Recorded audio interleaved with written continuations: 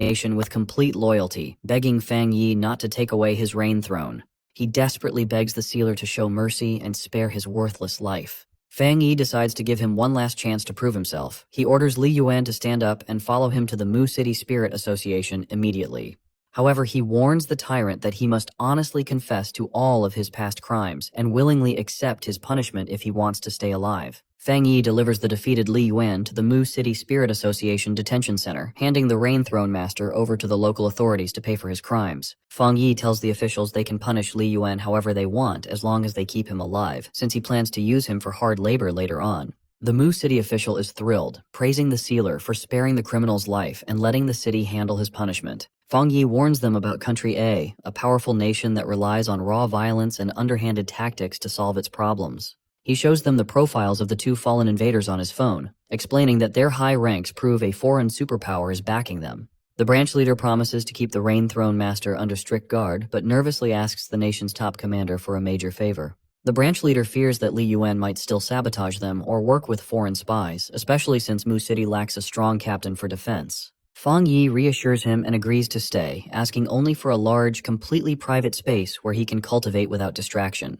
Overjoyed by the sealer's cooperation, the branch leader quickly prepares the perfect cultivation spot as Fang Yi departs. Fang Yi realizes Country A will soon discover he took their elite thrones and reclaimed the Wind Throne, likely prompting them to rally other nations for revenge. As the target of a global hunt, Fang Yi decides to fuse all his collected thrones as quickly as possible to unlock their full power. The next day, Li Yuan wakes up under heavy guard and completes his first medical treatment without offering any resistance. Over the next week, prison logs show his perfect behavior, from eating dropped food to using his powers to suppress other inmates without resisting his cuffs, earning him the title of model patient. The medical staff feel bad about his heavy handcuffs and suggest removing them, completely fooled by the Rain Throne Master's sudden good behavior. They wonder if the sealer made a mistake, thinking Li Yuan might have been a helpless victim forced into crime by his malicious throne. Inside his cell, Li Yuan secretly laughs, whispering to himself that anyone foolish enough to think he is a good person usually ends up dead. With Fang Yi's overwhelming power threatening him, the tyrant knows he must keep playing the nice guy to stay alive. High in the mountains behind the Mu City Sanatorium, Fang Yi hovers in deep meditation, calling forth his multiple elemental thrones to begin cultivating. Fang Yi realizes that although the Mist and Strength thrones were only third sequence, their master's perfect coordination allowed them to assassinate a superior opponent.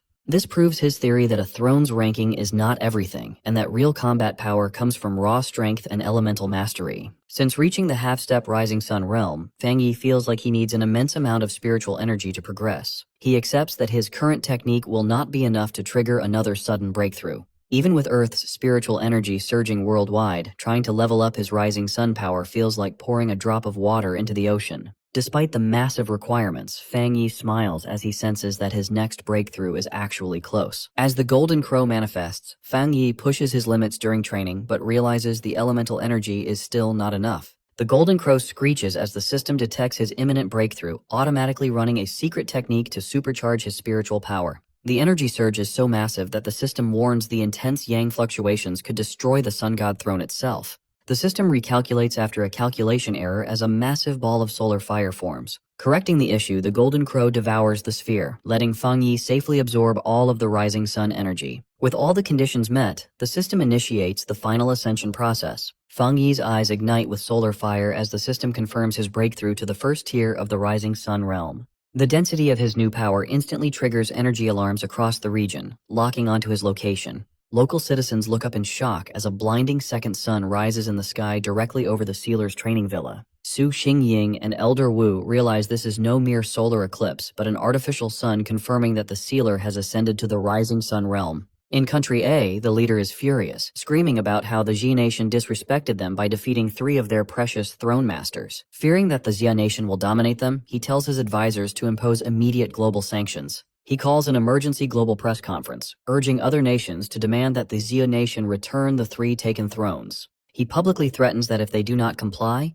Country A will take extreme action against the Xia Nation, calling them a global threat. Netizens mock the leader's hypocrisy online, especially when Fang Yi releases a video explaining that since he already fused the thrones into his body, he cannot return them. Enraged by the sealer's mockery, the leader orders his subordinates to immediately find and recruit a powerful warrior named Miel. On the west coast of Country A, a rogue master is slammed against an alley wall by a powerful opponent. Coughing up blood, the beaten attacker begs for his life, regretting his foolish decision to ambush the blonde powerhouse. To survive, the attacker offers to help his opponent steal other people's thrones, pointing to the newly active Sun God Throne Master as their target. The blonde warrior, a powerful master of the Light Throne named Miel, looks down coldly and mutters that he has never even heard of the Sun God attribute.